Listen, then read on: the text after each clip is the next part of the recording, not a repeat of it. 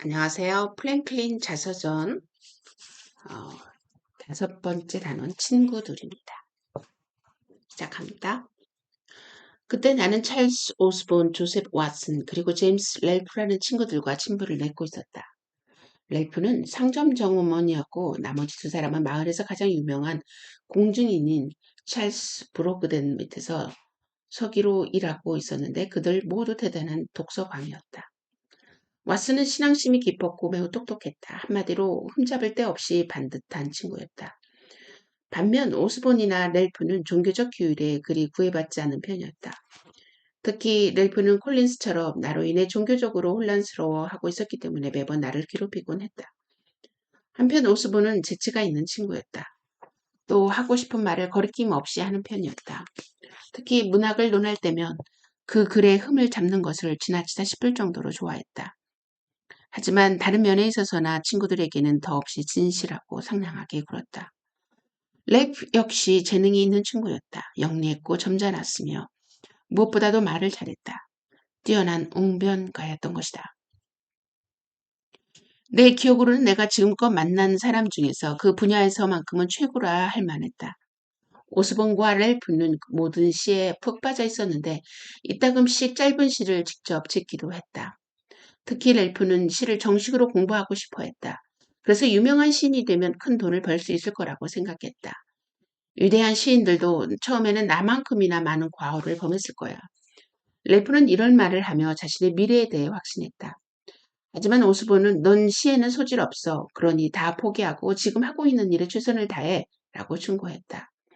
이대로 부지런하게 장사를 하는 것을 잘 배운다면 자본이 없더라도 대리 경영을 하게 될 거고 그 모은 돈으로 자신의 명의의 상점을 열면 된다는 게 오스본의 주장이었다. 나 역시 랄프가 시인이 되는데 반대했다. 그래서 가끔 시를 쓰는 것은 좋지만 어휘력을 늘리는 것 이상의 성과를 얻기는 어려울 것 같다고 했다. 어쨌든 넷은 일요일이면 스쿨킹 강 근처의 숲속을 산책하면서 서로에게 책을 읽어주었다.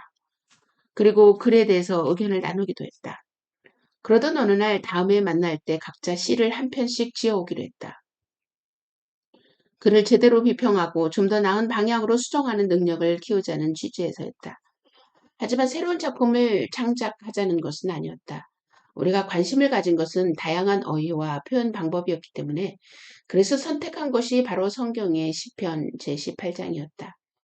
하나님의 강림하심을 묘사한 18장을 개작하는 것이 우리의 과제가 된 것이다. 약속한 날이 가까워졌을 때였다.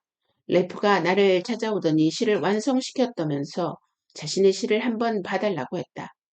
그때까지 나는 바쁘기도 했고 생각도 나지 않고 해서 완성하지 못한 상태였다. 렐프의 시는 썩 괜찮았다. 내가 잘했다고 칭찬을 하자 렐프는 이런 말을 했다. 오스본은 내가 쓴 거라고 하면 무조건 깎아내릴 거야. 아마 이걸 보여주면 흠을 1000가지도 더 넘게 늘어놓겠지? 질투하는 게 틀림없어. 그런데 네 글에 대해서는 그렇게 시기하는 것 같지 않거든? 그러니까 난 시간이 없어서 못 쓴 걸로 할 테니까 이것을 네가 쓴 것으로 해서 내놓자. 녀석이 뭐라고 하는지 들어봐야겠어. 나는 두말 않고 찬성했다. 그리고 내가 쓴 것처럼 하기 위해 옮겨 적었다.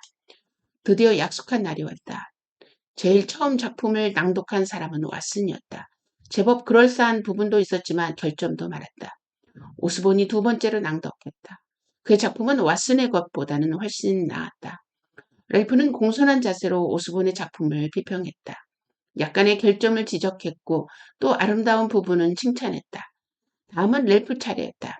하지만 그는 나와 미래에 약속한 대로 바빠서 쓰지 못했다고 미안해했다. 내 차례가 되었을 때 나는 시간이 없어서 충분히 손보지 못했다는 등 아직 완성된 것이 아니라는 등 핑계를 대며 우물쭈물하는 태도를 보여주었다. 그런 다음 나는 약간 민망한 표정을 지으며 내 작품 아니 렐프의 작품을 낭독했다.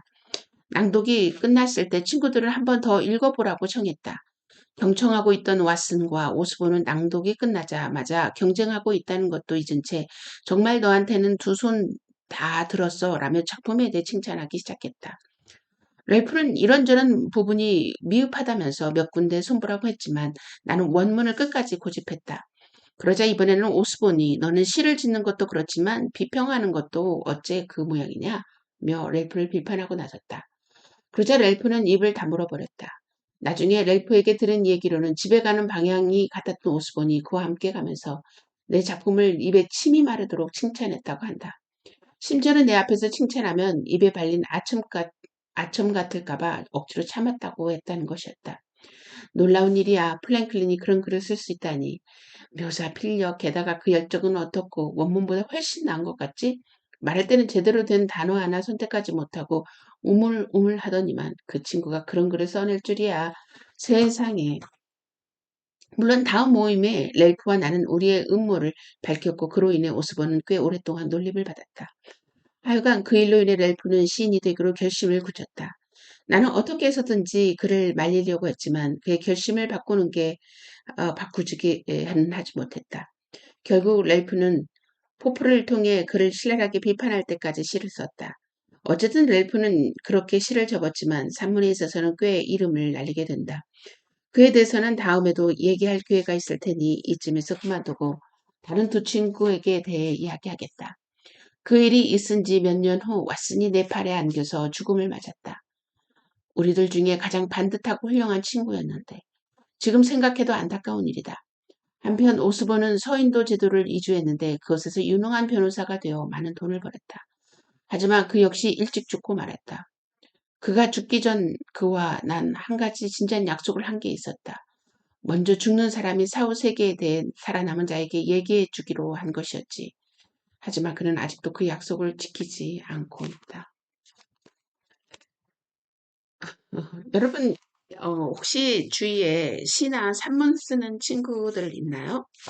저는 친구는 없지만, 어, 자녀들이 열심히 시를 써서 벌써 한 자녀는 시를 벌써 50편 이상을 썼고요. 다른 한 자녀는 지금 계속해서 산문을 쓰고 있는 걸로 알고 있습니다. 저는 오랫동안 설교를 했는데 글로 남기지를 못했어요. 왜냐하면 어, 그 메시지를 전할 때마다 떠오르는 생각이 항상 있었고 그 영감된 말씀을 그 글로 적어 놓으면 언제 어떻게 그거를 그곳에 포함시켜야 될지 더 복잡했거든요. 그래서 글로 적기보다는 주요 메시지 이 줄거리를 이렇게 적어놓곤 했습니다. 근데 지금은 좀 많이 후회되는 것이요. 어, 제가 그 줄거리를 정리했던 이 파일을 보니까 다시는 그 파일을 사용할 수 없다는 것이었어요. 만약에 그것이 글로 만들어졌더라면 얼마나 제게는 아마 벌써 300작품? 아니죠. 벌써 6년? 그래서 500작품이 넘었지 않았을까 하는 생각이 드는데요. 정말 후회됩니다. 여러분 후회하지 않도록 여러분 시작하시는 거 아시죠?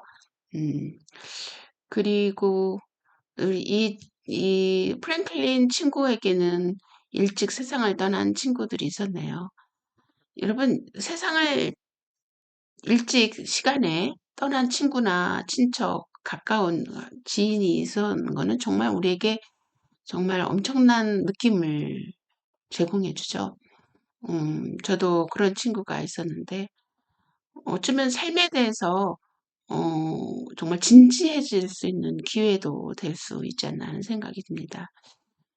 음, 어쩌면 프랭클린에게 이러한 여러 가지 요소들, 또 앞에 부분에 보니까 그 술에 취한 그 친구, 결국은 연락이 두절되었지만, 그런 친구들, 그런 여러 친구들의 그 모습 속에서 나는 어떤 길을 선택해야 될까, 또 지혜가 모아지는 순간이 아니었나 하는 생각이 드네요. 자, 그럼 우리 또 다음 시간에 만나기로 해요.